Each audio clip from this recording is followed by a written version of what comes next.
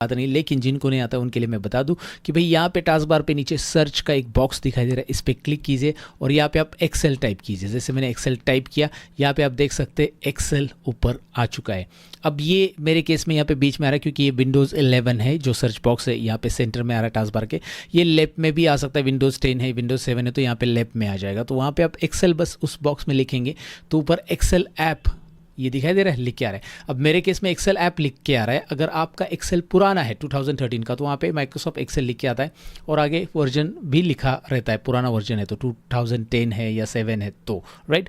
और latest version है आपके पास 2019 2021, जैसे मेरे पास 2021 है तो यहाँ पे ये इस तरह से लिख के आ रहा है। अब आप बोलोगे यार सर तो आप नए वर्जन में पढ़ा रहे हो, हमारे पास तो पुराना वर्जन है, क्या हम ये सारी चीज़ें पुरानी वर्जन में कर सकते हैं? आप कोर्स कर सकते हैं। हाँ, कुछ नई चीज़ें नए वर्जन में आपको एक्स्ट्रा मिलेगी जो मैं आपको बताऊंगा कि भाई इसके लिए नया वर्जन रहना आपके लिए बहुत ज़रूरी है, कुछ नए फॉर्मूलाज वगैरह। बट डोंट वरी, जो मैं चीज़ें बताऊंगा इंटरफेस वैसे ही है जैसे पुरानी 2007 में था, 2010 में था। थोड़ा बहुत चेंज हो गया, थोड़े बहुत मेनूज ऑप्शन इधर उधर हो चुके हैं, तो वो मैं आपको बताऊंगा कि भाई ये इस वर्जन में नहीं मिलेगा, इस वर्जन में मिलेगा, तो आप अपग्रेड कर लीजिए। ये सारी चीज़ें बताऊंगा। बट डोंट वरी कि भाई मैं कौन सा वर्जन यूज़ करूँ, आप कौन सा वर्जन यूज़ करें, उससे कोई फर्क नहीं पड़ता। आप एक्सेल सीख सकते हो, आपके पास जो भी है लैपटॉप में उससे आप सीख सकते हो स्टेप बाय स्टेप।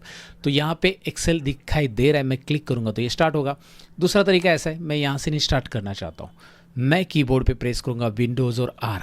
जैसे मैंने विंडोज़ की और आर ये बटन दबा दिया होल्ड करके विंडोज़ की को, तो यहाँ पे रन कमांड आता है और रन कमांड ये जो डायलॉग बॉक्स है उसके अंदर ओपन के आगे अगर एक्सेल लिखा है और मैं एंटर करूँगा तो एक्सेल स्टार्ट हो जाएगा। यहाँ पे आप एक्सेल लिखिए, अगर दूसरा कोई सॉफ्टवेयर तो यहाँ पे एक्सेल टाइप कीजिए, ओके कीजिए। अब आप देख सकते हैं माइक्रोसॉफ्ट एक्सेल आपके सामने शुरू है। ये है माइक्रोसॉफ्ट एक्सेल की वेलकम स्क्रीन। इसमें सबसे पहले मैं आपको इसका इंट्रो करा देता हूँ, फिर उसके बाद जो एक्सेल की स्क्रीन आएगी उसका भी इंट्रो कराऊंगा, डोंट वरी। तो यहाँ पे क्या है कि यहाँ पे आपको बताया कि भाई आप ब्लैंक से स्टार्ट करना चाहते हैं, आपका डेटा एंटर करना है आपको खुद से, तो यहाँ से स्टार्ट कीजिए। अगर आपको प्रीसेट्स लेने हैं जैसे लोन कैलकुलेटर है या कुछ चीज़ें इन्होंने ऑलरेडी दी है, यहाँ से आप उठा सकते हैं। लेकिन हमें हमारी कंपनी के डेटा पे काम करना है तो हम ब्लैंक वर्कबुक से स्टार्ट करेंगे, हमें सीखना है बेसिकली, तो हम ये टेम्पलेट नहीं लेंगे। यहाँ पे ढेर सारे टेम्पलेट और भी आपको मिलेंगे। उसके अलावा उसी के नीचे आपको यहाँ पे रिसेंट एक टैब दिखाई दे रहा है। जैसे आप मोबाइल फ़ोन में रहता है ना रिसेंट कॉल्स वगैरह, आए हुए कॉल्स गए हुए कॉल्स, वैसे रिसेंट ओपन की हुई फाइल्स की लिस्ट यहाँ पे आपको दिखाई देगी। और यहाँ पे आपको दिखाई दे रहा है क्या, पिन। अगर मैं कोई फाइल पिन करता हूँ, जैसे मैंने एक प्रैक्टिस फाइल पिन करके रखी है, तो यहाँ पे पिन वाली फाइल्स दिखाई देगी। कैसे पिन करना है आगे चलकर हम सीखेंगे, बट यहाँ पे रिसेंट और यहाँ पे पिन, मतलब रेगुलर मुझे कोई फाइल यूज़ करें तो मैं पिन कर सकता हूँ। पिन करना सिंपल है, जैसे ये फाइल मुझे रेगुलर यूज़ करी तो इसके आगे आकर मैं पिन करूँगा तो ये पिन में चला जाएगा, जो मुझे इजीली एक्सेस हो जाएगा रेगुलर अगर मुझे उस पर काम करना है तो, right. So this is about welcome screen. यहाँ पे और है चीज़ें, जैसे कि यहाँ पे न्यू फाइल आपको लेना है तो यहाँ से आप ले सकते हैं। ओपन करना है एग्जिस्टिंग फाइल एक्सेल की तो यहाँ से आप कर सकते हैं, और कुछ ऑप्शंस वगैरह सेटिंग्स भी है। तो ये पूरा पूरा वेलकम स्क्रीन है। लेकिन सबसे पहले जाना कहाँ पे, जाना है ब्लैंक वर्कबुक पे। एक्सेल के बारे में ज़्यादा समझना है तो पहले एक्सेल की स्क्रीन आपके सामने आनी चाहिए। वेलकम स्क्रीन को कर दो साइड में, ले आओ ब्लैंक वर्कबुक। ये है आपका वर्कबुक। देखिए एक्सेल के अंदर जो फाइल बनती है उसे वर्कबुक फाइल बोला जाता है। यहाँ पे टाइटल बार में ही आपको दिखाई दे रहा है कि भाई इसका नाम बुक 1 है, यानी कि ये वर्कबुक है। तो यहाँ पे टाइटल बार है, इसे टाइटल बार कहते हैं जहाँ पे फाइल का नाम डिस्प्ले होता है। जैसे मैं इस फाइल को सेव करूँगा तो यहाँ पे नाम दिखाई देगा, तो आपकी कौन सी फाइल ओपन है ये यहाँ पे पता चलेगा टाइटल बार से, याद रखिए। This is called title bar. यहाँ से शुरुआत करते हैं। टाइटल बार में लेफ्ट साइड में आपको क्विक एक्सेस टूल बार मिलता है। इस इंटरफेस को समझ रहे, देखिए टाइटल बार में लेफ्ट साइड में जो यहाँ पे आपको दिखाई दे रहा है छोटा सा ऑप्शन, जैसे माउस पॉइंटर इसके ऊपर रखता हूँ तो वो बता रहा है कि भाई ये सेव है, ये अंडू है, ये रीडू है। ओके, फिलहाल कांट अंडू कांट रीडू बोल रहा है क्योंकि अभी कुछ अंडू रीडू करने के लिए है नहीं, आगे चलकर मैं समझाऊंगा अंडू रीडू, डोंट वरी। यहाँ पे फॉर्म है, यहाँ पे फिल्टर है, यहाँ पे कैसे ऑप्शन ऐड करते हैं ये भी हम देखेंगे। ये क्विक एक्सेस टूल बार, फिलहाल क्विक एक्सेस टूल बार, ये टाइटल बार है पूरा पूरा, जिसमें क्विक एक्सेस टूल बार यहाँ पे लेफ्ट में, और राइट में आपको यहाँ पे मिनिमाइज़, मतलब एक्सेल को आपको मिनिमाइज़ करना है, यहाँ से आप कर सकते हैं। मिनिमाइज़ हो गया भाई। फिर से मुझे ओपन करना है, मैं टास्क बार पे यहाँ पे क्लिक करूँगा, ये देखिए नीचे ये मैक्सिमाइज़ हो जाएगा। यहाँ पे छोटी स्क्रीन बनानी एक्सेल की, रिस्टोर डाउन, ये छोटी हो गई, रिस्टोर डाउन, राइट। यहाँ पे रिस्टोर डाउन है, यहाँ पे क्लिक करके फिर से अभी मैक्सिमाइज़, उसी पे क्लिक करेंगे तो मैक्सिमाइज़ हो जाएगा। या फिर आप यहाँ पे कॉर्नर पे माउस पॉइंटर लेके आओ, जैसे लेके आओगे एरो दिखाई देगा। अब माउस का लेफ्ट बटन दबा के रखो और खींचो नीचे की तरफ, और छोटी हो जाएगी। ओके, जितनी विंडो छोटी करनी है आप यहाँ पे माउस पॉइंटर लेके आना है, एरो आ जाता है, याद रखिए एरो आने तक रुकना है आपको, रुकना है रुकना है रुकना है, और एरो आ गया, जैसे एरो आ गया माउस का लेफ्ट बटन दबा के रखना है, क्लिक एंड ड्रैग करना है। ओके, उसके बाद यहाँ पे मैं मैक्सिमाइज करता हूँ, देखिए मैक्सिमाइज यहाँ पे हो चुका है। देखिए बहुत बेसिक सी बातें मैं बता रहा हूँ, लेकिन ये सारी चीज़ें आपको पता होनी चाहिए अगर आप है ना न्यू हो, एक्सेल के बारे में बिल्कुल नहीं जानते हैं तो। अब यहाँ पे सबसे पहले उसके नीचे क्या आता है, जो टाइटल बार है उसी के नीचे आपको फाइल मिल रहा है, home, insert, page layout, formulas, data, review, ये सब टैब है, दीज आर द टैब। देखिए यहाँ पे होम से लेकर नॉर्मली व्यू तक ही टैब रहते हैं। मैंने यहाँ पे खुद से ये चेंज केस वगैरह ऐड किया है, लाइट पीडीएफ ऐड किया है, या डेवलपर टैब मैंने ऐड किया। डेवलपर टैब रहता है, उससे हाइड एंड ऐड कर सकते हैं आप। तो जनरली अगर आपके एक्सेल में यहाँ पे डेवलपर नहीं दिख रहा है तो डोंट वरी, डेवलपर शो कर सकते हैं आप, राइट क्लिक करके यहाँ पे कस्टमाइज रिबन ऑप्शन रहता है। या ये चेंज केस मैंने खुद से बनाया, ये तो नहीं मिलेगा आपको, तो ये कैसे खुद से बनाया जाता है इसकी आइडिया मैं दे दूंगा। बट ये जो होता है ना टैब इसे कहते हैं। बेसिकली होम से लेकर व्यू तक ही आपके एक्सेल में रहेंगे, याद रखना है। और ये जनरली टैब होते हैं, और टैब के अंदर ये जो आपको दिखाई दे रहा है ये पूरा का पूरा, ये मैं माउस घुमा रहा हूँ, ज़रा मैं फोकस कर लेता हूँ, मैं पेन लेके आता हूँ, ये पेन लेके आऊँगा तो पता चलेगा। ये है रिबन, ये होम टैब की रिबन है, मतलब होम टैब के ये ऑप्शंस दिखाई दे रहे हैं। ये पूरा का पूरा जो दिखाई दे रहा है कलेक्शन ऑफ क्लिपबोर्ड है, ये जो पूरा का पूरा दिखाई दे रहा है कलेक्शन ऑफ फॉन्ट है, ये पूरा दिख रहा है अलाइनमेंट है, ये अलाइनमेंट ग्रुप है। तो इन्हें ग्रुप कहा जाता है, याद रखिए। मैं आपको बोलूँगा कि भाई कॉपी ऑप्शन क्लिपबोर्ड ग्रुप में से सिलेक्ट करो जो कि होम टैब में है, तो आप होम टैब में पहले क्लिक करोगे, आपको दिखाई देगा क्लिपबोर्ड ग्रुप और ये कॉपी ऑप्शन, राइट। इस तरह से मैंने आपको बोला कि फॉन्ट ग्रुप में जाके बोल्ड करो, तो ये फॉन्ट ग्रुप है और यहाँ पे बोल्ड ऑप्शन, तो ये ग्रुप है। Collection of number of options को मिला के एक जो बनता है वो ग्रुप, यहाँ पे आपको ग्रुप का नाम दिख रहा है। अलाइनमेंट में अलाइनमेंट होता है, नंबर, स्टाइल्स, फॉर्मेटिंग, ये मैंने ऐड किया स्पेशल फॉर्मेटिंग, ओके, और सेल्स, एडिटिंग, ये इतना ही रहता है बेसिकली, ये मैंने मैक्रो के जरिए ऐड किया। तो ये बेसिकली रिबन है और उसके ये ऑप्शन है अलग अलग, ये जानेंगे हम।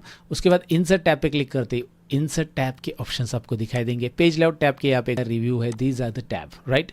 याद रखो इसे टैब बोलते हैं, ये रिबन है। ग्रुप किसे बोलते हैं मैंने आपको बताया, अलाइनमेंट ग्रुप है और उसके अंदर इतने सारे ऑप्शंस है। ओके, डोंट वरी, ज़्यादा ऑप्शंस है यहाँ पे बहुत सारे, लेकिन सारी चीज़ें बहुत आसान है, मैं आपको बताता हूँ, यकीन कीजिएगा।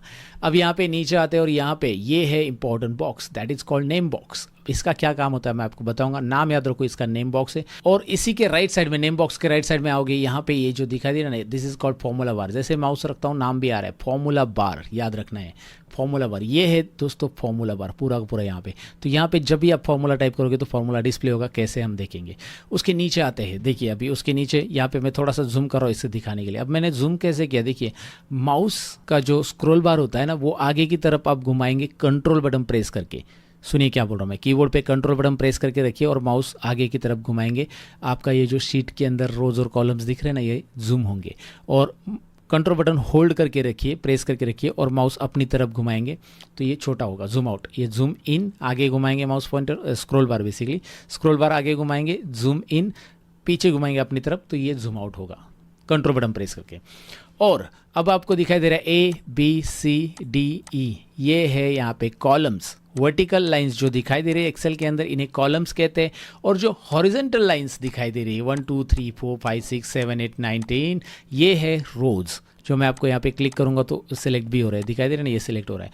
तो ये रोज कहा जाता है इन्हें, हॉरिजॉन्टल लाइन रोज, और वर्टिकल लाइंस को बोला जाता है कॉलम्स, राइट, याद रखना इन्हें। सो अब यहाँ पे कॉलम्स में अगर आप नोटिस करोगे यहाँ पे ABCD ऐसा है, तो कहाँ तक जाएगा ABCD, कहाँ तक रहेगा आप बताओ, Z तक रहेगा। लेट्स राइट साइड में मैं एरो प्रेस करता हूँ कीबोर्ड का, right right right right right, तो यहाँ पे Z तक नहीं, AA है, AB है, AC है, AD है, समझे, AD I mean AD column का नाम है, राइट, इस तरह से। तो अगर आप देखोगे तो AZ आएगा, AZ के बाद फिर से यहाँ पे आप देखोगे B से स्टार्ट हो रहा है, BA है, BB भी है, किसके पास नहीं तो यहाँ पे है, ओके, यहाँ पे BD भी है, चला लो भाई, ओके, BF भी है, राइट, बहुत सारे BZ भी है, एंड फिर से BZ आएगा। तो ऐसे कितने जाएंगे, राइट, कीबोर्ड का बटन दबाते जाओगे तो और आते रहेंगे। तो लास्ट पे जाना है, ऐसा एक एक इतने सारे कॉलम्स, कितने कॉलम्स है, फिर लास्ट में जाना है, लास्ट कॉलम पे कीबोर्ड के ऊपर कंट्रोल बटन दबाओ और राइट एरो कीबोर्ड का दबा दो, जो एरोज है ना, arrow keys left right up and down, तो कंट्रोल और राइट एरो दबाते ही लास्ट कॉलम पे हम पहुंच जाएंगे XFD, और ये 16,384। आप बोलोगे कैसे बताया सर, ये मुझे पहले से पता था, लेकिन अगर आप इसे काउंट भी करोगे तो ये 16,384 ही है। टोटल कॉलम है 16,384। अब आपका कहना होगा कि भाई 16,000 राउंड फिगर क्यों नहीं रखा, 20,000 रखना चाहिए या 16 या 15, लेकिन यहाँ पे ये एक्चुअली जो स्पेस अलोकेट होता है ना रैम के अंदर, उसके हिसाब से ये आया है। बीट और बाइट अगर आपको थोड़ा सा टेक्निकल नॉलेज है तो मैं बता दूं, तो उसके हिसाब से आया है। 16,384 कॉलम्स है। Control left arrow, control right arrow, control left right, याद रखिए। कंट्रोल लेफ्ट एरो प्रेस करेंगे तो डायरेक्टली आप फर्स्ट कॉलम पे जाओगे। कंट्रोल राइट एरो प्रेस करोगे, कंट्रोल बटन दबा के रखना है कीबोर्ड पे, तो आप लास्ट कॉलम पे आ जाओ। अब यहाँ पे कॉलम तो जान लिया, पहले रो पे हम लोग। अब मैं डाउन एरो कीबोर्ड पे प्रेस करूंगा तो आपको पता है आपको ये रोज नीचे स्क्रॉल होते जाएंगे। और कितने रोज रहेंगे, 16,000, 15,000, 20,000, 30,000? कुछ आइडिया है? नहीं आइडिया? तो आइडिया देने के लिए मैं हूं ना दोस्तों। यहाँ पे देखिए कंट्रोल डाउन एरो, 10,48,576। कितने रोज है? 10,48,576। इतने सारे रोज है, लेकिन इतने सारे रोज में हम रिकॉर्ड नहीं रख सकते एक्सेल में। अगर आप इतना सारा डेटा 10 लाख रिकॉर्ड रखोगे तो एक्सेल का डेटा जो है ना हेवी हो जाता है, मतलब प्रोसेसिंग प्रॉब्लम होता है जब आप कोई फार्मूला देते हो 10 लाख डेटा पे। तो यहाँ पे 1-1.5 लाख, ठीक है 1-1.5 लाख भी बहुत ज़्यादा हो गया, बट ठीक है, वी कैन एडजस्ट इट। और आपको यहाँ पे एक शीट में इतने रोज और इतने कॉलम मिल रहे हैं। अब मेरे कहने का मतलब क्या है मैं बताता हूँ। कंट्रोल अप एरो प्रेस करता हूँ तो डायरेक्टली आप फर्स्ट सेल पे आ चुके हो। अभी ये जो बॉक्स है ना, इसे सेल कहते हैं बेसिकली। क्या बोलते हैं इसे? सेल।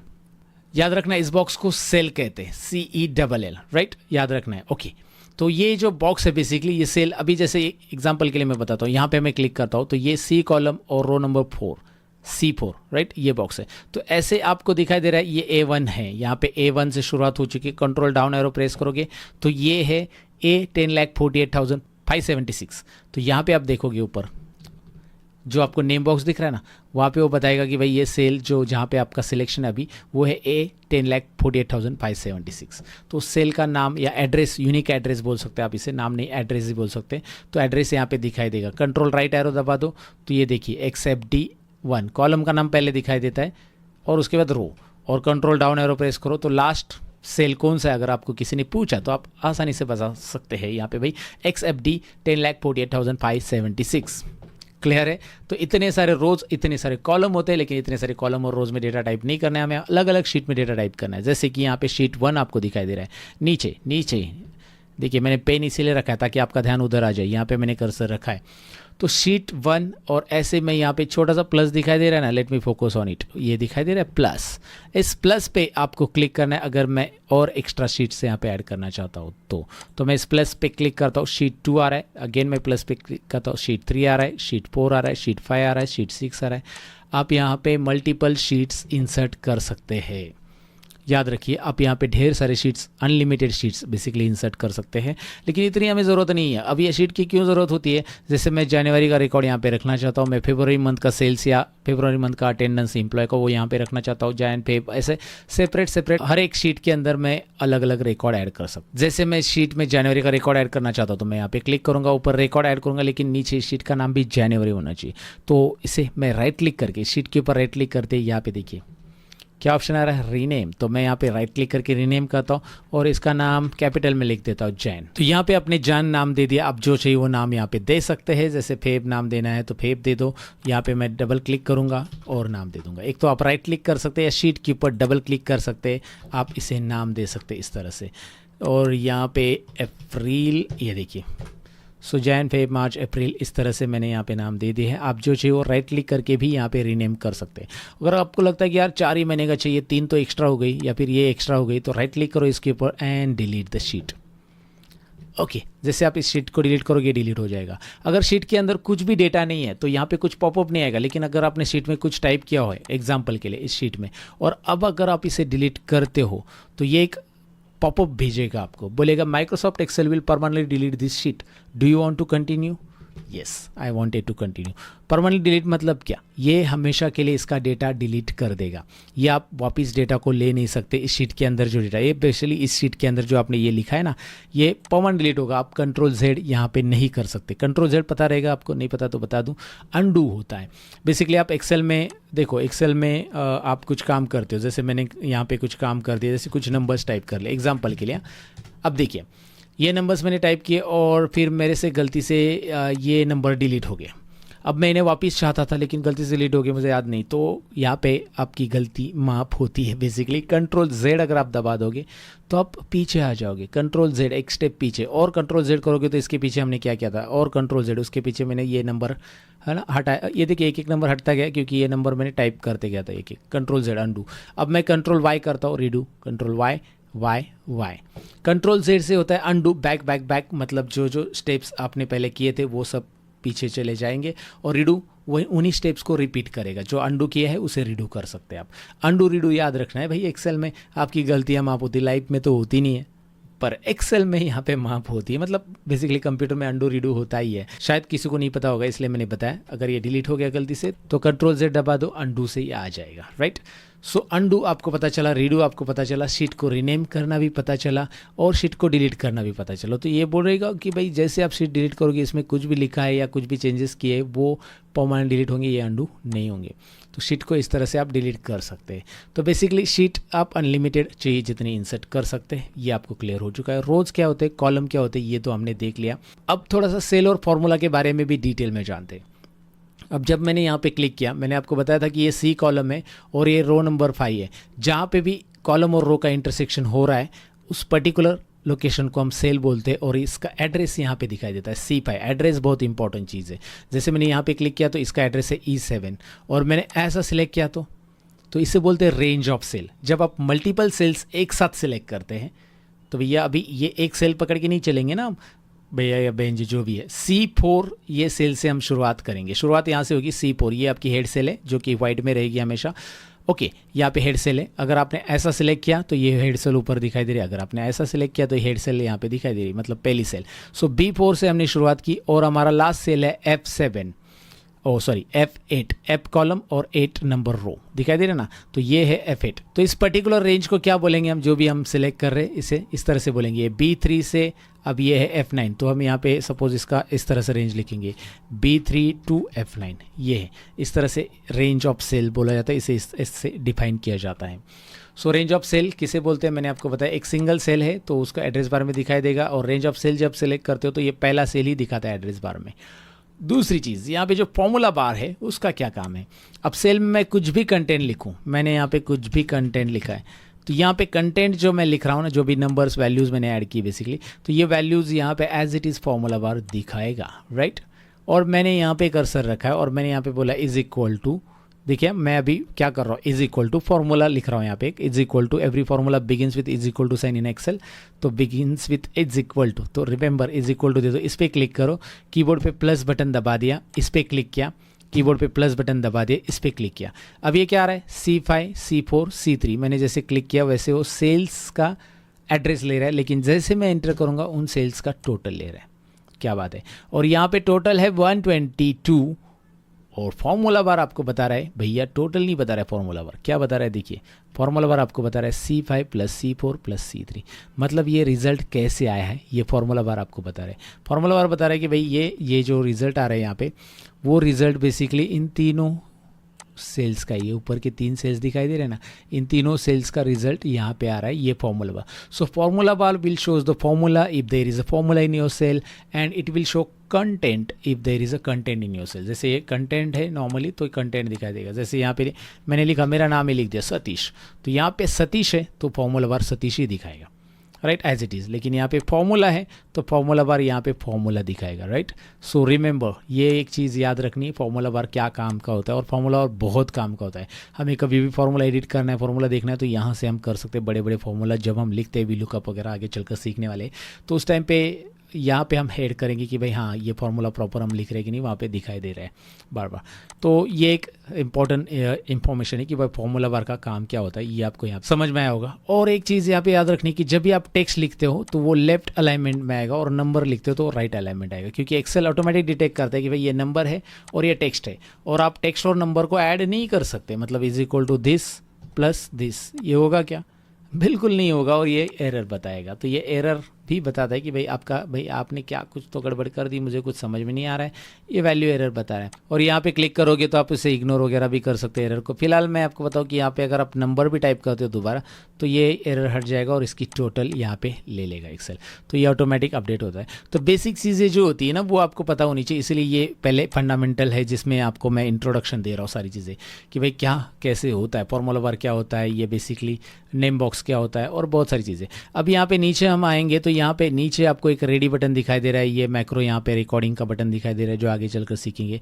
राइट साइड में यहाँ पे आपको कुछ ग्रिड वगैरह जूमिंग का ऑप्शन भी दिखाई दे रहा है, जूमिंग यहाँ से आप जूम कर सकते हैं, यहाँ से आप जूम आउट कर सकते हैं। सो जूम आउट जूम इन दोनों भी ऑप्शंस यहाँ पे दिए हैं। यहाँ पे आप क्लिक करोगे, नॉर्मल जूमिंग 100 रखना है, मैक्सिमम आप 400 तक लेके जा सकते हैं एक्सेल में, नॉर्मली याद रखो ये, और ये 100 है। जूमिंग आप कंट्रोल बटन दबा के कीबोर्ड के ऊपर माउस का स्क्रॉल बटन आगे की तरफ घुमाओ, जूम इन होगा, कंट्रोल बटन दबा के अपनी तरफ माउस का स्क्रॉल बटन घुमाओ, ये मैंने पहले भी बताया था। तो यहाँ पे जूम इन जूम आउट है। साथ में अगर यहाँ पे मैं कोई नंबर लिखता हूँ, ध्यान से देखिए, यहाँ पे मैंने जो नंबर लिखा है इन तीनों सेल्स को मैं सिलेक्ट करता हूँ तो इनकी कुछ चीज़ें यहाँ पे दिखाई देगी इस बार पे पर, ये स्टेटस बार है बेसिकली, याद रखिए छोटा सा। यहाँ पे बता रहे हैं कि ये तीनों नंबर का एवरेज है 69, काउंट 3 नंबर है और टोटल है 208, राइट। यहाँ से आप इजीली किसी भी सिलेक्टेड नंबर की टोटल ले सकते हैं, फिर वो कितने भी नंबर हो, 3 क्या इधर 100 नंबर भी हो, कितने भी नंबर हो अलग अलग रेंज में, उन सभी की वो टोटल बताएगा। जैसे मैंने यहाँ पे ढेर सारे नंबर लिए और इनको सिलेक्ट किया तो जहाँ जहाँ नंबर है वो टोटल नंबर काउंट कितने हैं उनका एवरेज निकालेगा और उसकी टोटल भी, ज़रा जूम करने दो मुझे, और उसकी टोटल भी बताएगा। दिखाई दे रहा है आपको। सो इस तरह से ये चीज़ें होती है। स्टेटस बार यहाँ पे अवेलेबल रहता है और ये अलग अलग लेआउट है, बेसिकली एक्सेल के लेआउट है। ये मैं क्लिक करूँगा तो ऐसे ये हम लोग प्रिंटिंग एक्सेल जो सेटिंग है उसी में देखेंगे। तो एक्सेल का और यूँ मुझे देना था कि भाई एक्सेल के अंदर क्या क्या चीज़ें कैसी होती है, शीट किसे कहा जाता है, वर्कबुक किसे कहते हैं, बेसिकली ये वर्कबुक है। और एक्सेल के अंदर रोज़ किसे कहते हैं, ये रोज़ है, राइट। कितने सारे रोज़ है आपको पता है। यहाँ पे ये कॉलम्स है, यहाँ पे कॉलम्स आपको पता है एक्सेल के अंदर के सारी चीज़ें मैंने बताई दी। तो यहाँ पे हमने ढेर सारी चीज़ें इंट्रोडक्शन पार्ट में सीख लिए। अब एक्सेल की फाइल सेव करना है तो कैसे करना है, एक लास्ट ऑप्शन हम देखने वाले। यहाँ पे मैंने कुछ कंटेंट टाइप कर दी है, सपोज मैं आ चुका हूँ और यहाँ पे मैंने कुछ कंटेंट टाइप कर दिए, सीरियल नंबर वगैरह है, ऐसा कुछ लिखा है और अब इस फाइल को सेव करना है। तो सेव करने के लिए आप कीबोर्ड पे ऊपर Ctrl+S बटन दबा दीजिए। Ctrl+S बटन दबाते ही ये डायलॉग बॉक्स आता है। वो पूछ रहा है कि आपको सेव कहाँ पे करना है, तो आप यहाँ पे जो रिसेंट यूज फोल्डर है उन्हें ले सकते हैं या फिर आप ब्राउज में जाकर अपना कोई एक फोल्डर यहाँ पे सिलेक्ट कर सकते हैं कि भाई मुझे डी ड्राइव में सेव करना है, नहीं भाई मुझे डेस्कटॉप पे जाना है, डेस्कटॉप पे सेव करना है, चलो डेस्कटॉप पे कर लेते हैं। और यहाँ पे फाइल का नाम देना है, लुक एट देयर, फाइल का नाम देना है कि भाई इसमें मैं डेटा एंट्री कर रहा हूँ तो data entry, important data entry, कुछ भी फाइल का नाम दे दो। यहाँ पे आपका वर्कबुक एक्सटेंशन रहेगा। एक्सेल फाइल का एक्सटेंशन होता है .xls, याद रखिए .xlsx, एक्सेल फाइल का एक्सटेंशन। तो ये आपको एग्जाम में पूछा जाता है, एक्सेल से रिलेटेड या इंटरव्यू में पूछा जा सकता है। आपको याद रखना है कि एक्सेल की फाइल .xlsx होती है और मैं इसे सेव करता हूँ। अगर मैं इसे सेव करता हूँ इस फाइल को और मैं यहाँ से इसे क्लोज करता हूँ अभी, तो ये सेव है डेस्कटॉप के ऊपर। आपकी डेटा एंट्री ये देखिए ऊपर आ चुका है, डेटा एंट्री .xlsx। तो ये एक्सेल की फाइल है। एक्सटेंशन हर एक सॉफ्टवेयर का होता है उस फाइल को आइडेंटिफाई करने के लिए। आप किसी को भी इंटरनेट पे फाइल भेजते हो तो एक्सटेंशन से पता कर सकते हैं भाई हाँ .xlsx मतलब मुझे एक्सेल इंस्टॉल रहना चाहिए इस फाइल को ओपन करने के लिए मेरे पास, राइट। तो .xlsx वैसे वर्ड का होता है .docx, पावर पॉइंट का होता है PPTX। तो ऐसे एक्सटेंशन याद रखना बहुत ज़रूरी है आपके लिए। तो फिलहाल इंट्रो पार्ट में आपको फाइल सेव करना भी मैंने बता दिया, आपको बहुत सारी चीज़ें यहाँ पे मैंने ओवरऑल क्लियर कर दी है कि भाई एक्सेल के अंदर काम करते समय आपको क्या क्या चीज़ें ध्यान में रखनी है। अब कुछ शॉर्टकट कीज़ यहाँ पे याद रखना है। एक्सेल को मुझे बंद करना है, यहाँ पे देखिए एक्सेल चालू है मेरी फाइल, मैं Ctrl+W अगर प्रेस करता हूँ तो एक्सेल बंद नहीं होगा, लेकिन एक्सेल का जो वर्कबुक मैंने ओपन करके रखा था ना, मेरा वर्कबुक जो मैंने डेटा एंट्री फाइल ओपन की थी वो बंद है, लेकिन एक्सेल चालू है। तो अगर मुझे मेरा वर्कबुक फिर से ओपन करना है तो कीबोर्ड पे Ctrl+O बटन दबा दो। ओ बटन दबाते ही ओपन आ रहा है और ओपन में वो बोल रहा है कि आपका वर्कबुक ये देखिए टुडे, आज ओपन किया ना मैंने, रिसेंट यूज़ में दिख रहा है मेरे को, राइट। तो मैं यहाँ पे डेटा एंट्री पे क्लिक करूँगा और इसे ओपन करूँगा। या फिर यहाँ पे मेरा वर्कबुक है ही नहीं तो मैं ब्राउज में जाऊँगा और ढूंढूंगा कि भाई मेरा वर्कबुक कौन से फोल्डर में, डेस्कटॉप पे, डाउनलोड्स में, जहाँ पे भी है वहाँ पे जाकर मैं इसे सिलेक्ट करूँगा। जैसे मैंने डेस्कटॉप पे सिलेक्ट किया, ओपन किया, ये ओपन हो गया। सो Ctrl+W क्लोज, Ctrl+O ओपन यहाँ पे याद रखना है। और आपको लगता है कि यार नहीं नहीं मुझे कंट्रोल W वगैरह नहीं करना है, चलो आपने ओपन तो कर लिया, यहाँ पे कंट्रोल ओपन कर लिया, लेकिन मुझे डायरेक्टली ये सॉफ्टवेयर ही बंद करना है, मुझे ये फाइल क्लोज नहीं करनी बस। तो पूरा का पूरा सॉफ्टवेयर बंद करने के लिए Alt F4 दबा देना कीबोर्ड के ऊपर, राइट। कंट्रोल W से बस वो फाइल क्लोज होती थी, Alt F4 से पूरा का पूरा सॉफ्टवेयर यहाँ पे क्लोज हो जाएगा, राइट। राइट कॉर्नर पे आप क्लोज पे क्लिक करके भी क्लोज होता है, लेकिन ये एक मैंने आइडिया दिया। सो आपको फाइनली पता चला है कि एक्सेल स्टार्ट कैसे करते हैं, बंद कैसे करते हैं, फाइल ओपन कैसे करते हैं, फाइल सेव कैसे करते हैं, और एक्सेल का इंटरफेस मैंने बता दिया है। कुछ भी चीज़ें ऐसा लगता है कि नहीं समझा तो आप थोड़ा सा रिवाइज करो, वीडियो है ना भाई, तो आप जितनी बार चाहिए उतनी बार रिवाइज करो। स्टेप बाय स्टेप चीज़ें हम सीखते जा रहे हैं। नेक्स्ट पार्ट में अभी हम कुछ और एडवांस देखने वाले दोस्तों। Thank you very much.